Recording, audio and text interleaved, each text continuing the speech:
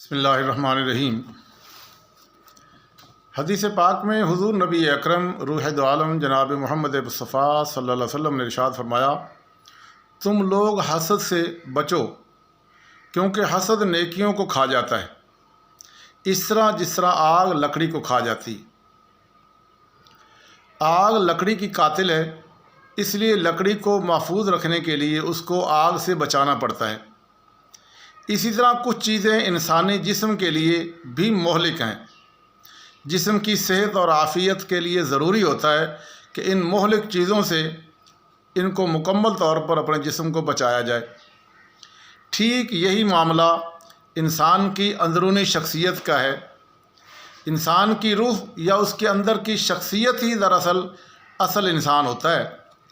یہ اوپرلا انسان جو ہے نا، یہ تو مر جاتا ہے، مثلا کسی دن موت آئے گی، اس انسان ہمارے جسم کا مر جائیں گے، لیکن آخرت میں جو انسان اٹھے گا نا، جو جنت میں جائے گا یا جہنم میں جائے گا، وہ ہمارا اندر والا اصل انسان ہے۔ وہ اندرلا انسان جو ہے وہ کیا ہے؟ اس داخلی انسان کے لیے بھی کچھ چیزیں بے حد مہلک ہیں اور وہ اس کو آگ کی طرح کھا جاتی ہیں۔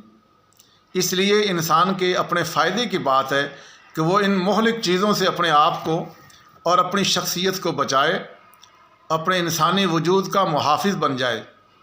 ان مہلک چیزوں میں سب سے زیادہ ہلاک کرنے والی اور سب سے زیادہ مہلک چیز جو ہے وہ حسد ہے، جس کو قرآن میں فرمایا وَمِن شَرِّ حَاسِدٍ إِذَا حَسَد۔ اور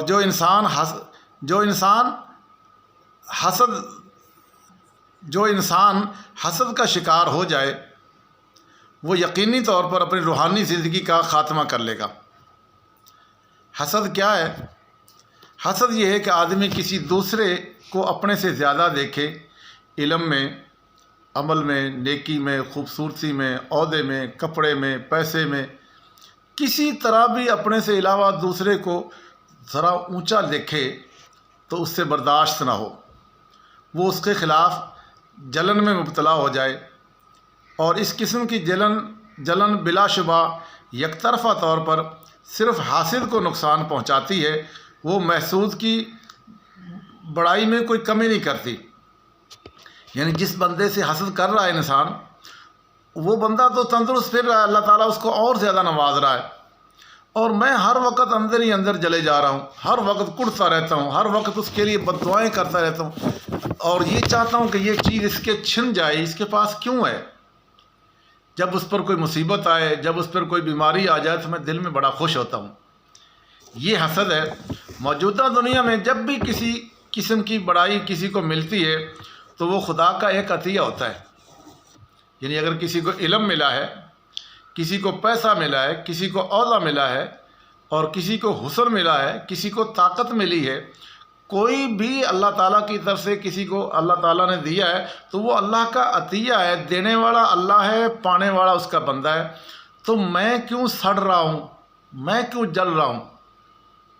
کسی کی بچے بیٹے بیٹی کا اچھا رشتہ ہو گیا ہے، اس کا گھر اچھا آباد ہو گیا ہے، ان کو اللہ تعالیٰ نے نواز دیا ہے، تو میں دل کے اندر بہت سڑ رہا ہوں، جل رہا ہوں، ہر وقت کڑتا رہتا ہوں۔ ساڈے کول کوئی نہیں، ساڈے کول نہیں، ہمیں نہیں ملا، ان کو کیوں مل گیا؟ تو یہ اس کو اللہ نے دیا ہے نا۔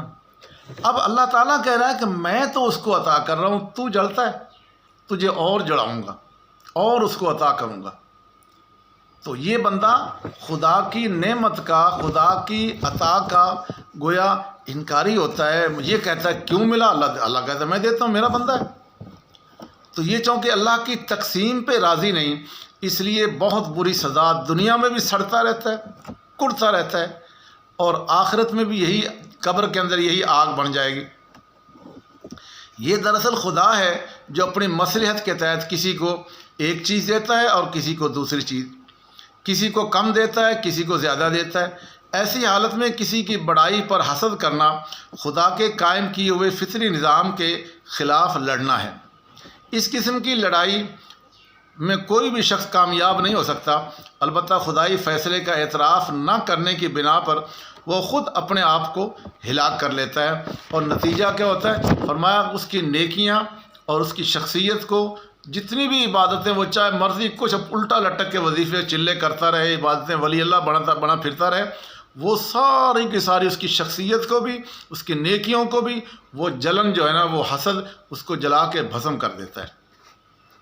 اللہ تعالیٰ اس سے ہمیں بچائے۔